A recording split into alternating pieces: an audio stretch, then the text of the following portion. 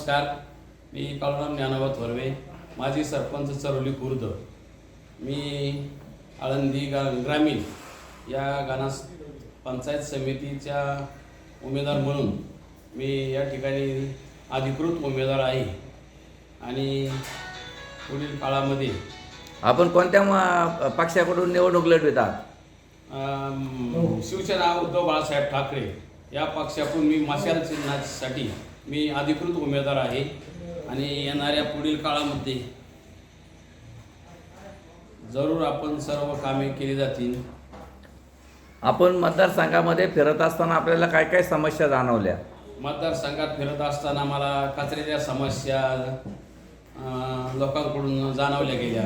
कोणाच्या अडीअडचणीमध्ये कोणाचं ड्रेनेजची व्यवस्था असेल, कोणाच्या लाईटची व्यवस्था असेल, अशा भरपूर अशा लोकांच्या अडीअडचणी मला मतदारसंघात जाणवलेल्या आहेत.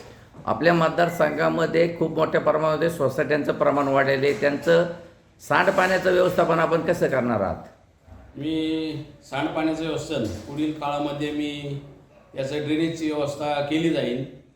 तर सर्वांना STP प्लॅन हा त्यांना मी करण्यास त्यांना सांगण्यात येईल.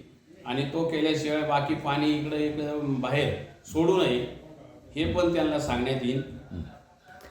आपल्या मतदारसंघामध्ये फिरत असताना तुम्ही जे गाव भेट घेतात त्याच्यामध्ये महिलांच्या काही समस्या, तरुण वर्गाच्या काही समस्या जाणवल्या का? हो, जाणवल्या ना त्या समस्या. काय काय समस्या प्राथमिक स्वरूपामध्ये? महिलांच्या समस्या आहेत. पंचायत समितीमार्फत मी महिलांना गृहउद्योग देण्याचा मी जरूर प्रयत्न करीन. आपण ही निवडणूक लढवतात, कशाच्या जोरावरती आपण निवडणूक लढवितात? मी आमच्या चरोली खुर्दमधील सरपंच पद भूषवलेले आहे. आणि सरपंच पद भूषवल्यामुळे आणि आमच्या गावची लोकसंख्या ही 7,000, आपलं मतदान हे आमचं 7,000 आहे.